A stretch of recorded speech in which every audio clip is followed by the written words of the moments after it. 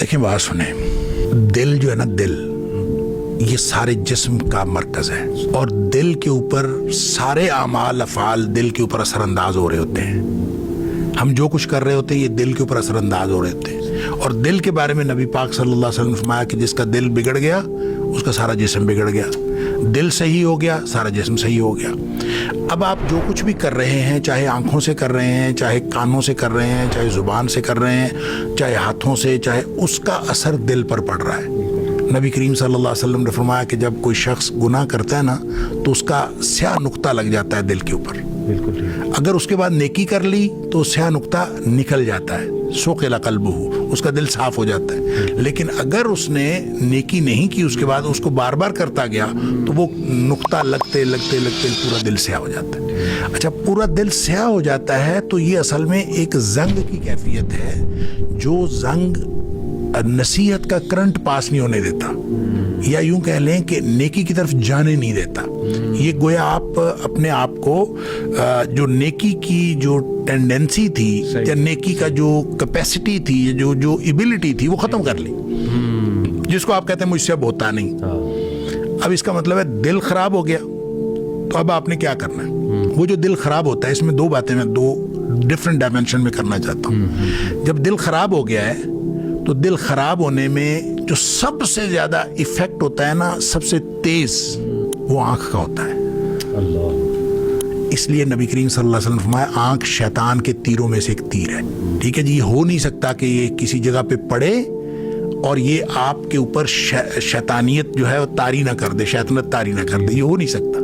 لہٰذا اس کو نگاہ کو جو ہے وہ اس کی حفاظت کرنی بہت ضروری ہے. جب آپ بد نظری کرتے ہیں، انسان کے عمل کے اوپر ہر چیز کا فرق پڑتا ہے، لیکن جتنا عبادت کو، نیکی کو ختم کرنے میں اور اس کو ڈیمیج کرنے میں اور بلیمش کرنے میں جتنا کردار ہے بد نظری کا، اتنا کسی اور چیز کا نہیں. جس نے ایک دفعہ بد نگاہی کی، ہو نہیں سکتا کہ اگلی دفعہ نماز وہ اس خشوع و خضوع سے پڑھ لے جس خشوع و خضوع سے پچھلی دفعہ پڑھ رہا تھا.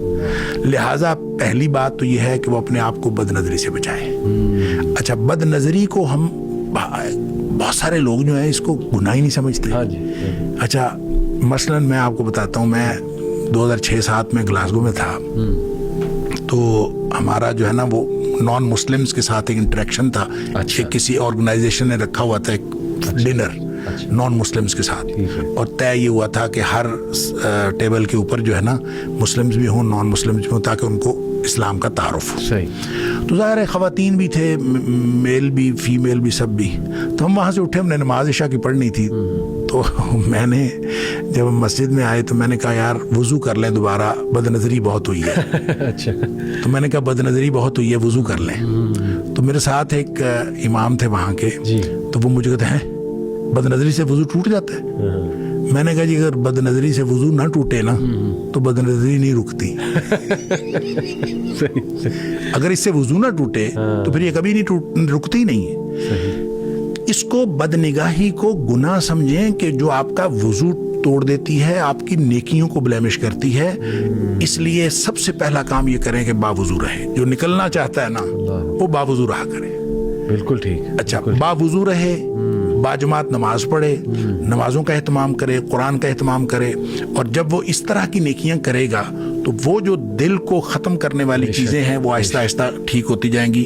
اور وہ جو کہتا ہے نا مجھ سے ہوتا نہیں ہے، میں ہیلپ لیس فیل کرتا ہوں، وہ خود بخود اللہ تعالیٰ اس دل کو ٹھیک کر دے گا اور ہونا شروع ہوگی. دوسری طرف یہ ہے کہ ایک حدیث میں آتا ہے کہ صحابہ نے نبی پاک صلی اللہ علیہ وسلم سے پوچھا، اس وقت جب نبی پاک صلی اللہ علیہ وسلم نے بتایا ان القلوب لتصدع کما یصدع الحدید اذا اصابہ الماء، دلوں کو زنگ لگ جاتا ہے جس طرح سے لوہا پانی میں پڑا رہے تو اس کو زنگ لگ جاتا ہے، اسی طرح دلوں کو زنگ لگ جاتا ہے.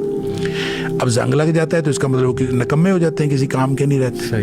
تو صحابہ نے پوچھا ما جلاؤہا یا رسول اللہ صلی اللہ علیہ وسلم، اس کو ٹھیک کرنے کا، اس کو صاف ستھرا کرنے کا کوئی طریقہ ہے؟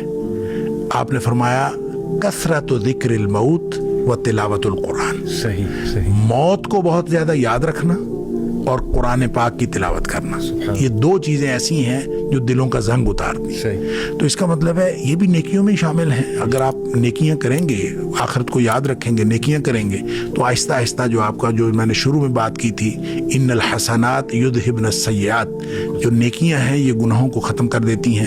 تو اگر کسی نے نکلنا ہے اس دلدل سے تو بڑا زبردست قسم کا جو سہارا ہے وہ نیکیاں ہیں, اور اس میں نیکیوں میں بھی زبردست اگر ہم مزید فوکس کریں تو نماز اور قرآن. ان الصلاۃ تنہا عن الفحشاء والمنکر, برائی اور بے حیائی سے نماز روکتی ہے. اور ان ھذا القرآن یہدی للتی ہی اقوم, یہ قرآن ہے جو سیدھے راستے پر لے جاتا ہے. اور اگر انسان ادھر جڑ جائے تو انشاءاللہ آہستہ